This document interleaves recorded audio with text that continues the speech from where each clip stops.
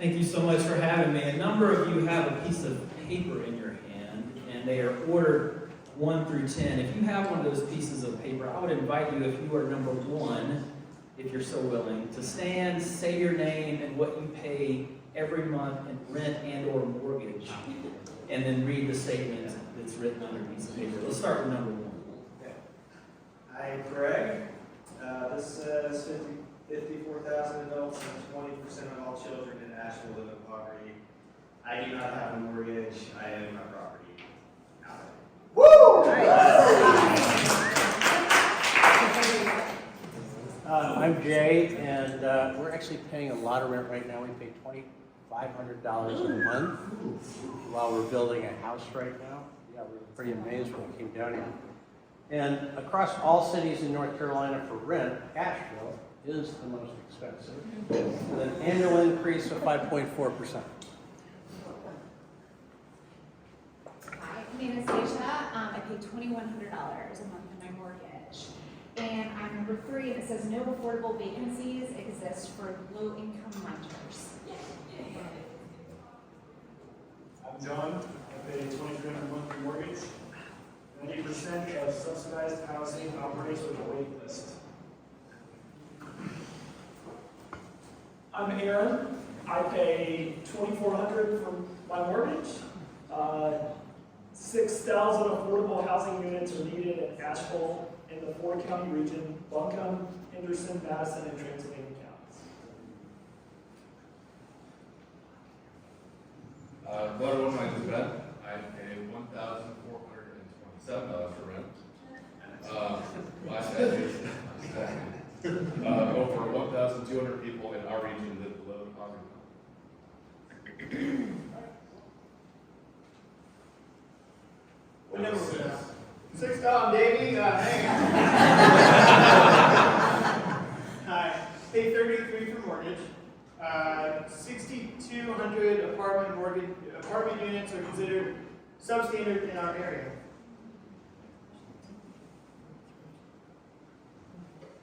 Are we 8. 8? Number 8. All right. My name is Sean. I pay $1,700 a month for my mortgage. 45.9% of area citizens are cost burdened. They're spending more than 30% of their income on housing. I'm Ryan. Pay $1,600-ish for rent.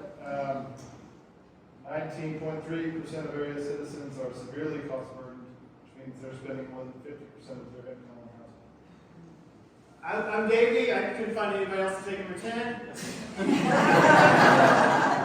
Area median income in Asheville, 30% of the area median income for one person is $1,690, or $16,900.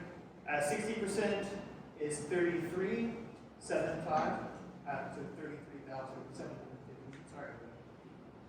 80% is $45,000, and I don't have any of these classes, so I can't see that. Thank you so much for volunteering. My name is Brian. I'm a United Methodist clergyman.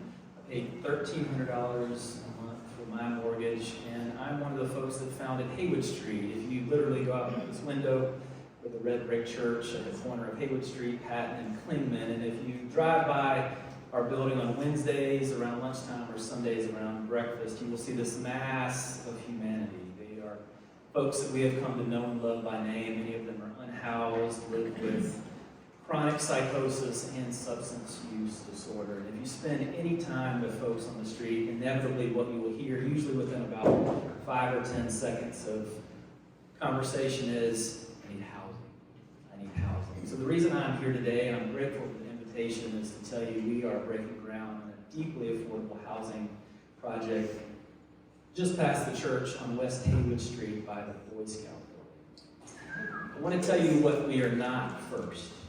Usually when you open up the newspaper, what you will hear about is an out-of-town developer that's been incentivized to do affordable housing with nearly free city dirt and tax abatements. That out-of-town developer who's doing market rate will say, all right, I'll take that deal.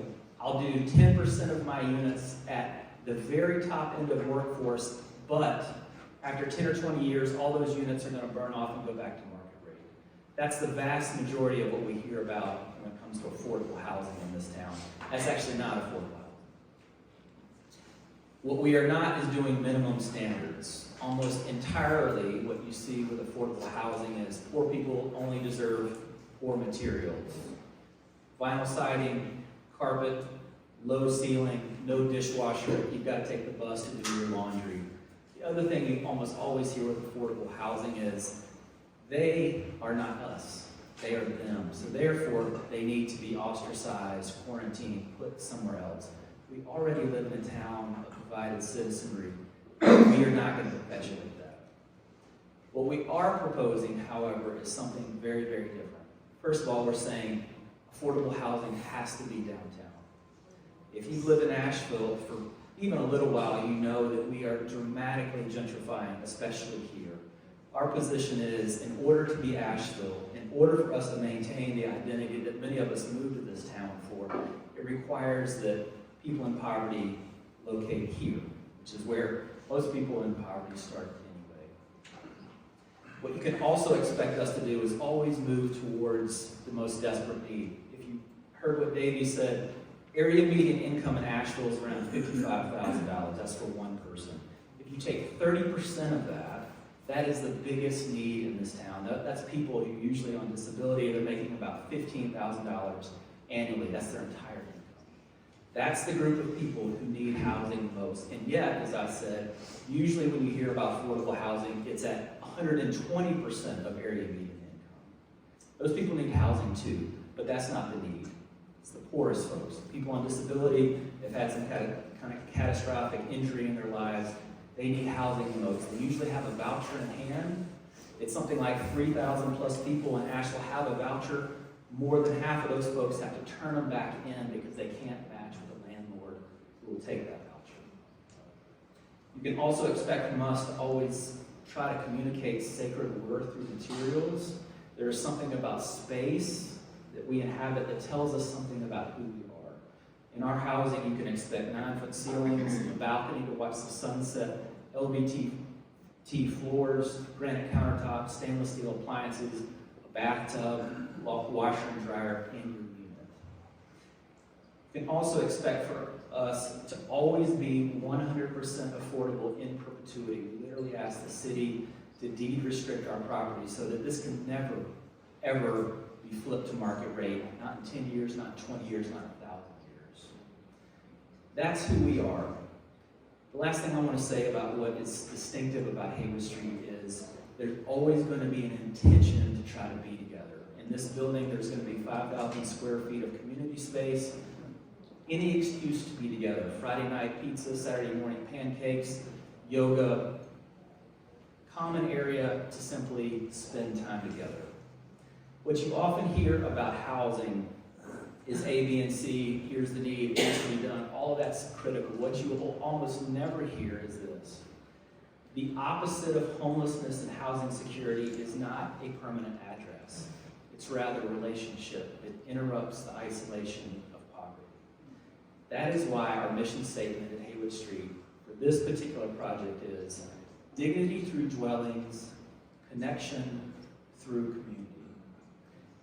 I'm far more interested in your questions than hearing myself talk anymore. So I'm going to allow the rest of my time to expire and instead answer any other questions you might have about affordable housing in Haywood Street, and this is such a much larger conversation. How many units are you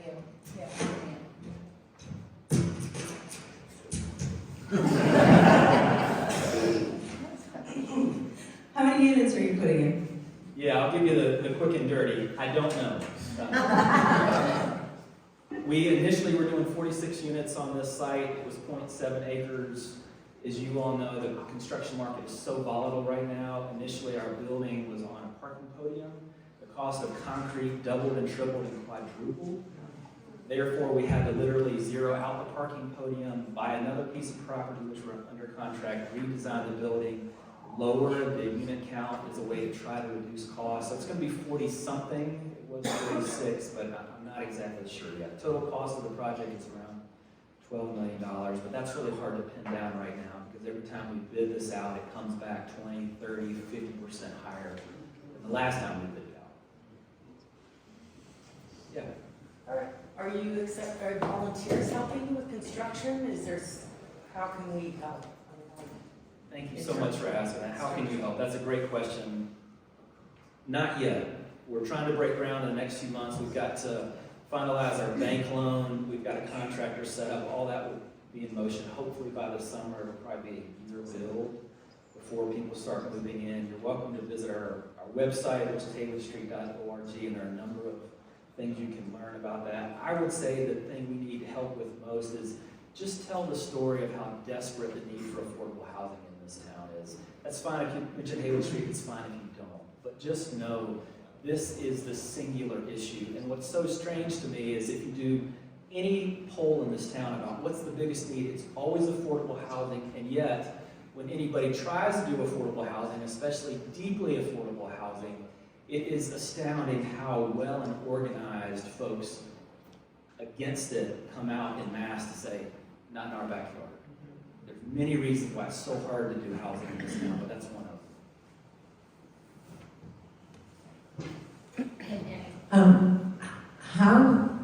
What's the size of the unit going to be, and what's the process for selecting the residents? Sure, this is another distinction about Haywood Street. Typically, when you build affordable housing, it's the smallest possible units. Let's do studio, let's pack people in. If you're on the other side of that, and I hear people in poverty say this all the time, I feel like I'm warehoused. I feel like I become a number, not a name. So, for that reason, there are no studio apartments in our buildings. 1, 2, and 3 bedroom. That's almost unheard of. The 3-bedroom units are bigger than the house that I pay $1,300 a month for. 3-bedroom, walk-in closet. Think a single mother with 2 kids, what it's going to be like for each to have a bedroom they can shut the door on. The 3-bedroom units, I think, are around 1,500 square feet. Okay? In terms of how you can come to live in this, Gibbons Estates, if you are familiar with them, they're down in South Asheville. They do remarkable affordable housing for seniors. They're going to run our property management for us. So there'll be an application process. It's worth mentioning, anywhere that you try to build affordable housing, you cannot use race, even if you want to use reverse racism to try to welcome people who need the housing most. You can't do that. You can't discriminate based on religion, family size, those kind of things. But what you can do, however, is take a stack of applications to the people who need housing the most and say, please, please, please fill this out and come apply. Once we have those applications in hand, that's something that we could use help with. It's literally canvassing all of Asheville. Many of you know people who are housing insecure or unhoused that need a chance. Housing can literally change someone's life. Hand them an application. There's one back here. Yeah, thanks for your passion for the project and doing all the work to get it started and going. Totally agree that NIMBYism is difficult, it's a challenge in a lot of different cities around America. Do you know of any grassroots movements that are trying to change that? I know in other cities they call it YIMBYism, yes, in my backyard. Can you speak to that a bit, or is... We are trying to develop in the Weekend neighborhood, literally we can see it out the window there. Weekend is peculiar in that it has a charter in its neighborhood association to welcome affordable housing. Also, a lot of the homes there are previously built by Habitat. If you go back even further, many of those residents were mill workers that were down at the river who were in the textile mills.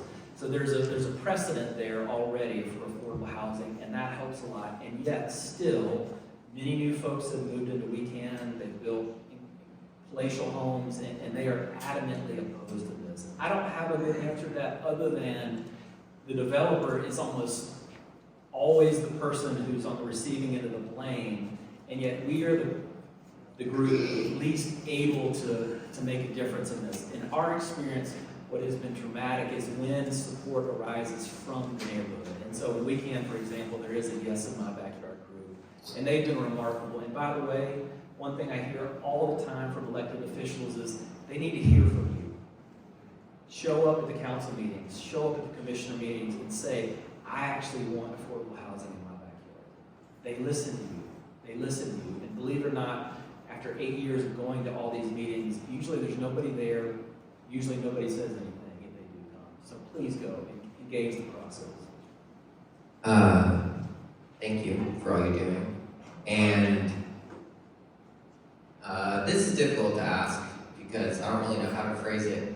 And I've only really come to understand the recent developments in terms of the adversity towards this project.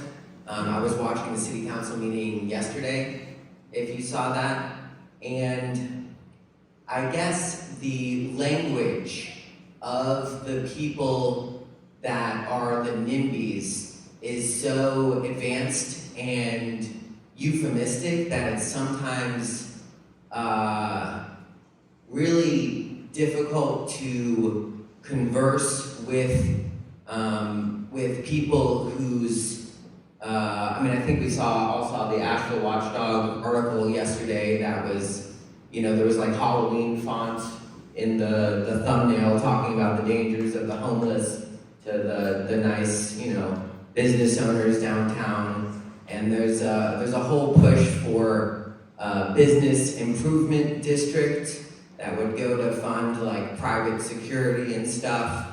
And I just didn't really understand these issues, and I don't think I do now, but I realized that a lot of these things that would really affect my community, like I don't want, private army people kicking out homeless people, but I didn't realize that's what it was. I just heard business improvement district. I want businesses to be improved.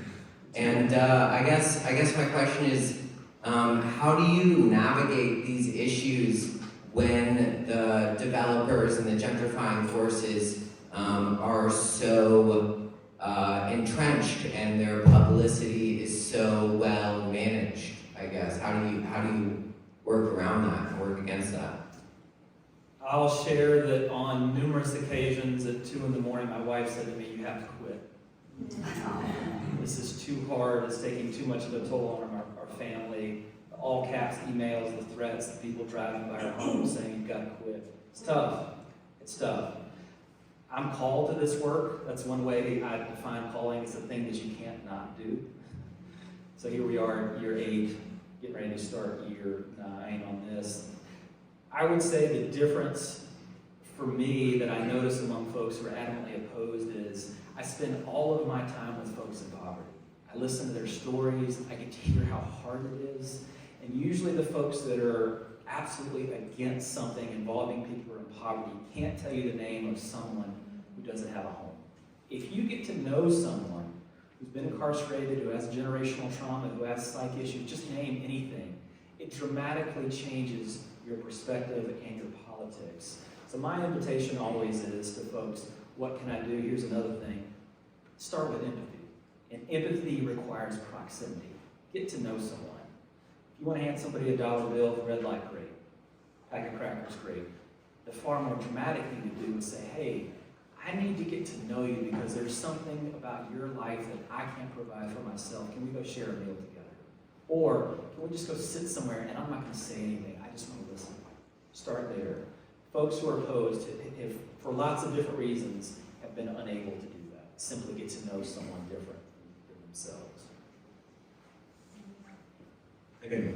Hey, my name is Jorge. I wanted to thank you for everything that you're doing. It's one of the biggest issues in Asheville is, yes, homelessness and even 40-something units in a place where we have somewhere around, is it 600-something homeless folks in Asheville? That's according to the point in time count, which is a faithful attempt, but it's made once a year and it's always inaccurate. So it's almost always way too low. So it's 600 and it's been growing, but my guess is it's double or triple that. Okay. My question was around the latest consulting that was done for Asheville around reducing homelessness. The goal is to reduce homelessness by, I think it's 50%. And there were a lot of talks about the lack of connections that some organizations have with one another, lack of leadership. I wonder if you could talk a little bit about the report. I don't know if you're familiar with it, but I'm wondering what your opinion Sure, thank you for that question. Yeah, this national group out of Washington, D.C. actually was at Haywood Street. That was one of the places they located to interview folks. I was very impressed with them as a group, and what their proposal was, if Asheville adopts a number of dramatic measures, then we can cut homelessness by half. Let me say, my motivation is not to end homelessness. It's not to interrupt the food desert that is downtown and our respite center. It's not to help get people medical care. Those things are incredibly important, but they're all penultimate to me. In my opinion, the reason Haywood Street does this work is because we all need to be in relationship, again, with someone who's dramatically different from us. And from a Christian perspective, I would take it a step further and say, our salvation on this side of heaven is bound up in someone that is not like us. So let me say that as a preface to say, that report is about ending things statistically. It's about measuring an outcome. That's not Haywood Street's motivation. However, one of the primary things that I agree with most is, for some reason, and this predates me, I've been doing this work for 15 years in Asheville, among the nonprofit sector working on poverty, there is this enormous sense of turfdom and territorialism. And for whatever reason, people in different groups think, these folks are mine and they're not yours, and therefore we're not going to work together. It's so strange why that happens, especially among the poorest folks. And yet, one of the first things this report says is there has to be a collaborative body that says, enough of that, we have to begin to collaborate together. So I'm very, very committed to that. There are a number of other recommendations. One is a low barrier shelter. If you all followed what happened with Ramada Inn, that was a beautiful project that was slated to open. It got scuttled by NIMBYism and a variety of other things. I couldn't agree more. That needs to happen. It needs to happen downtown. Whether it's in micro satellite sites or one big one, doesn't matter to me. You can argue pro and con for both, but it needs to happen. And then the other thing that's a primary recommendation is we have to figure out how to invite landlords to fast-track people with vouchers. They have government money in hand that will pay premium rent, and yet most people have to turn them back in because they can't match with someone who will take them. And again, that's one reason why with our development, at least half, it looks like more like 70 or 80 or 90% of all of our units will go to voucher holders, because that's the biggest need. And those are the folks that need the housing the most. I'd encourage you to read the report. You can see it online. It's very detailed. A lot of it I absolutely agree with and hope the city adopts yesterday. Like you mentioned it getting it kind of reserved so in perpetuity. Like how is the funding designed to make sure that happens? Because obviously, like, you know, if you can't fund it, then it gets handed over to somebody else, and obviously we don't want that to happen. So like, what's the plan to, like, in the business plan kind of thing? Yeah, what's the business plan? I'm sure it's complicated, but it is complicated, and our pro forma has literally changed about 15 times, and trying to project the revenues is difficult. But we have a $2.5 million grant from the city of Asheville. Thank you, city of Asheville. They were remarkable in their willingness to take a risk on us. We're a first-time developer trying to house the poorest people. Cities usually don't take risk. They try to manage risk, but they did with us. Buncombe County, they provided $749,000 in a grant, and then Dogwood Health Trust is at $2 million. That still means Haywood Street still has to take on $5, $6, $7 million of debt ourselves. That's a huge number. In our 15 years, we've never taken on a penny of debt. To take on that kind of number is so significant. However, we're willing to take that risk because the people need the housing the most. Another reason why we chose Gibbons Estates as our property management group is they've got a lot of experience. They've got 1,500 units that they manage. We need a big sister to take care of us, help us find our way in these early years. These projects do generate some revenue. It's not a lot. It's nothing like market rate, especially if you're doing the poorest people, but it's enough to see the next project and to staff the building. But we have to be careful.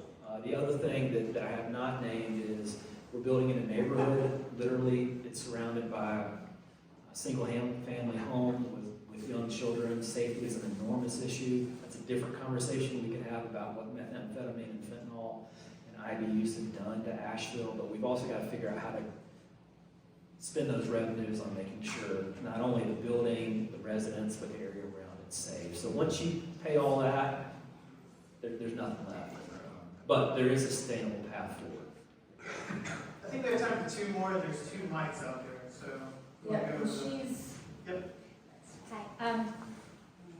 So that, you just addressed my question about safety, and I'm not in touch with the homeless population at all, so this is just me observing or hearing or, but I do know a business owner who's had difficulty downtown from people who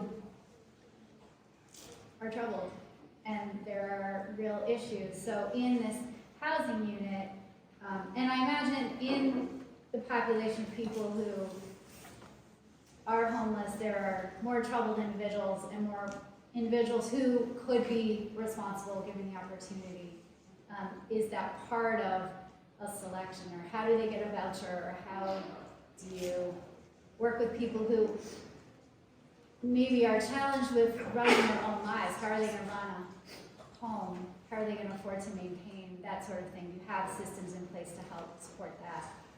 A number of responses. One thing, a significant conversation happening right now around affordable housing is, shouldn't we get rid of rentals altogether and instead start creating generational wealth in home ownership? That's a significant conversation. That's not happening in our property for a number of reasons. One is, you talk to a lot of folks on the street or who have recently been on the street, there is so much stress from trauma and addiction and mental illness. The last thing you want to do is worry about sending charter a check every month. You don't have to worry about repairing the drywall or cutting the grass. Rentals is a subset that is desperately needed for folks that just want to shut the door, lay their head on the pillow, and call a place home without having to deal with it. Voucher holders are people who have been in public housing, Aston Towers, Bartlett, the Gardens, just go around town, and who have thrived. They've done really well. You have to earn your voucher after a year of stability. So only when you qualify for a voucher, then can you leave public housing and then try to match with the landlord. So that, in a sense, is one way that the process vets itself. So if you see someone with a voucher in hand, they're a model resident. And again, it's heartbreaking that they have to turn those back in. So that in itself is gonna help determine who lives in this building if they've got a voucher in hand already. First off, thanks so much for coming and talking to everybody, and thanks for being such a spearhead for this project. It's desperately needed.